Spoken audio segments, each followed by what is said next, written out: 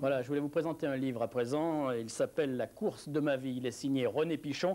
Le sous-titre Souvenir d'un prêtre sportif, parce que René Pichon, c'est un curé. Jérôme, c'est un curé qui est un coureur. Un curé sportif, oui. Mais d'abord il faut savoir que la ville d'Aix-les-Bains avait été sacrée en 91 la ville la plus sportive de France. 70% de la population pratique une activité, alors pourquoi pas le curé? Portrait de Valérie Chastelan. Depuis Clarafond, où je fais mon footing quotidien, j'imagine au loin le stade où mes amis s'entraînent. À leur côté, j'ai connu la compétition qui m'a appris à aimer sans complaisance. À cause d'eux, j'ai vécu le dépassement, l'effort perpétuel pour aller plus loin que ses limites connues.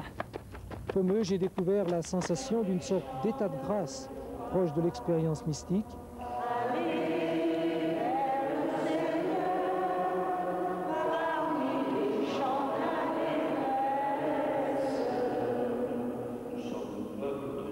On ne peut conter l'histoire de ce prêtre qui court sans évoquer Robert Boger, le champion local. Celui qui, il y a 30 ans, courait dans la campagne savoyarde, la fourche à la main, pour aller faire les foins. Robert Boger, l'ami, le mentor, l'entraîneur. René Pichon, je l'ai connu alors qu'il était cadet, c'est-à-dire en 1959.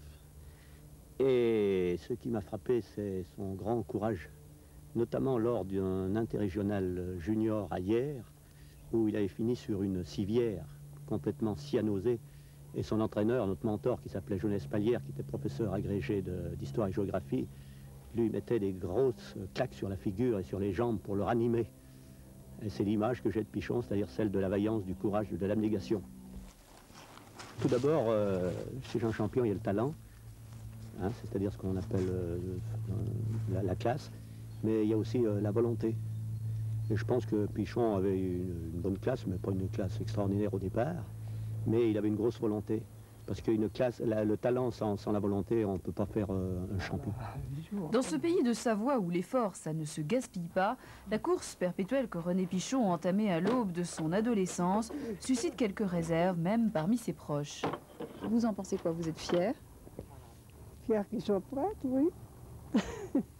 Maintenant, courir, un peu moins. Pourquoi? Qu'est-ce que vous pensez des gens qui courent? Mais je pense que... Je dis souvent, je ne sais pas s'ils n'ont rien d'autre à faire.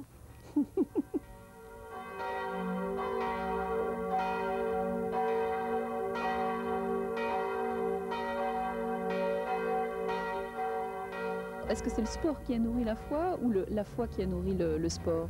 Bien, le mariage entre les deux n'a jamais été évident et il n'est pas encore parfaitement réussi. Il y a toujours eu un va-et-vient entre ces deux mondes, le monde du sport et le monde de religieux. Et je crois qu'en moi, il y a une sorte de compétition avec des moments de communion, c'est-à-dire de temps à autre, ces deux mondes sont en harmonie, de temps à autre, ils s'opposent encore.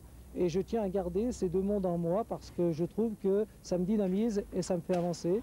Et je ne veux pas qu'ils s'assimilent totalement parce qu'après, s'il y a plus de combat intérieur, eh bien, j'aurai moins à rechercher, et moins à progresser, moins à avancer. Je crois que le titre du livre, La course de ma vie, le dit bien. Le sport m'a appris à courir, mais en même temps à courir ma vie. C'est-à-dire à faire de ma vie un combat pour aller toujours plus loin, une lutte même contre l'adversité, tout un tas d'efforts pour me dépasser. Je crois que le sport m'a appris à faire de la vie une course, à courir ma vie. Voilà, alors la course de ma vie, donc aux éditions du Cerf, si cela vous intéresse.